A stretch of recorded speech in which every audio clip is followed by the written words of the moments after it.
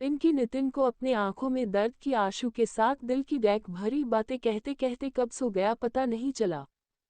पिंकी की दर्द भरी कहानी को सुनकर नितिन को भी आंखों में आंसू आ गया। उसी वक्त नितिन ने सोच लिया था अगर पिंकी मुझे एक मौका देंगे तो मैं उसका सारे गहक दर्द अपने साथ बांट लूंगा। ये सोचते सोचते नितिन का भी कब आंख लग गई पता नहीं चला। अगले दिन सुबह जब नींद देखा कि एक होटल में बस रुका है। नितिन और पिंकी ने बस से उतरा और फ्रेश होकर नाश्ता करने जाने ही वाले थे।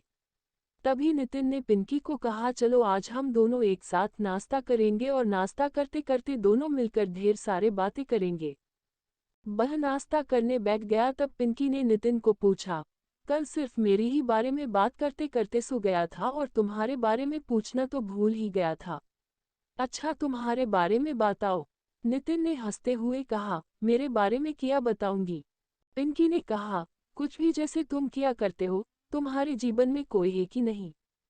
नितिन ने कहा, अच्छा मैं त्रिपुरा में बीएसएफ में जॉब करती हूँ, मेरा नया नया बीएसएफ में भर्ती हुआ हूँ। ट्रेनिंग खत्म करके कुछ दिनों के लिए छुट्टी पे घर गया था और मेरा पहला पोस्टिंग त्रिपुरा में किया गया है।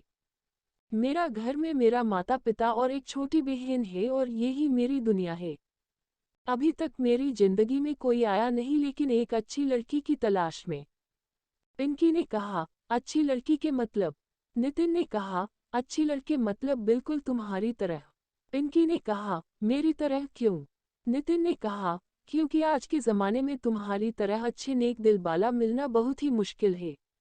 पिंकी ने कहा, तुम मुझ में ऐसा क्या देखा जो मैं तुम्हारे सामने अच्छा हो गया। नितिन ने कहा, कल ही मुझे पता चल गया था कि तुम्हारे दिल पानी की तरह साफ है क्योंकि अनजाने में तुम्हारे साथ मेरा घड़ी टूट गया था और उसके लिए जो तुम्हारी मन में जो एहसास थी वह और किसी में नहीं होता। खैर वह सब बातें छोड़ो, तुम अपना बताओ कि आगे क्या करना।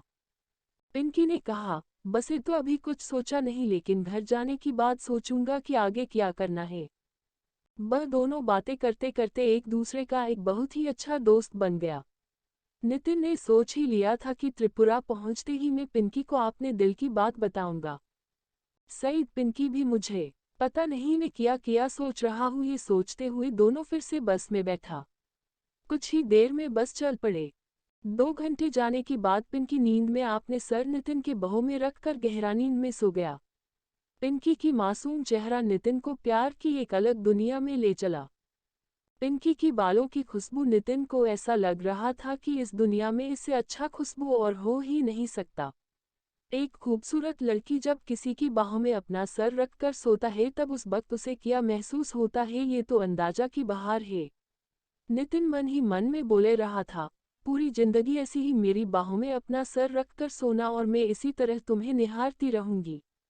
नितिन ने पिंकी को लेकर सपने की दुनिया में खो गया था और वह पिंकी को लेकर अपने जिंदगी का एक रंगीन सपना देख रहा था।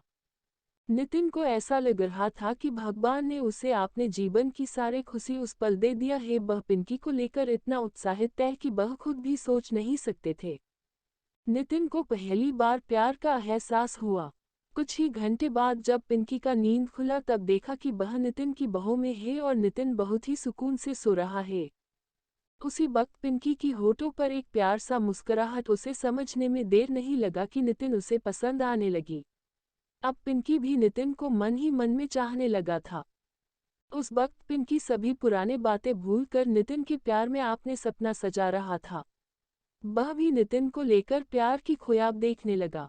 वह दोनों एक दूसरे को मन ही मन में इतना चाहने लगा कि वह दोनों एक दूसरे को कुछ बोल ही नहीं पा रहा था। वह दोनों की प्यार अपने मन में ही चलता रहा। अगले दिन ही बस त्रिपुरा पहुंच गया। वह दोनों ही सोच रहा था कि काश ये सफर बिना रुक के चलता रहता तो कितना अच्छा होता। पिंकी और नितिन अपने सामान लिया और बस उतरा। दोनों की चेहरे पर उदासी छाया हुआ था, फिर भी एक दूसरे को वह अपने दिल की बताने के लिए हिचकिचा रहा था। वह दोनों अपने मंजिल में जाने ही वाला था, तभी दोनों का मन में यही चल रहा था कि पहले वह बोले न पहले वह बोले। तभी पिंकी ने नितिन को आवाज दी और कहा, नितिन सुनो। नितिन ने पिंकी के बात सुनते ही भाग के आया और कहा, हाँ बोलो। पिंकी ने कहा, कुछ नहीं, आपने ख्याल रखना। पिंकी की ये बात कहती ही नितिन ने अपने प्यार का इजहार कर दिया। पिंकी ने तुम्हें जब पहली बार देखा तभी मुझे तुमसे प्यार हो गया। क्या तुम मेरी जिंदगी का हमसफर बनोगी? नितिन की बात सुनकर पिंकी को इतना खुशी हुई कि वह खुशी से झूम उठा और कहा मैं भी तुमसे बहुत प्यार करने लगा और तुम्हारे हमसफर बनने के लिए तैयार हूँ। नितिन ने पिंकी कहा, मैं तुम्हें वादा करता हूँ कि मैं आज से लेकर पूरी जिंदगी तक कोई शिकायत का मौका नहीं दूंगा। अब वह दोनों शादी कर लिया है और वह दोनों अपने जिंदगी में बहुत खुश है।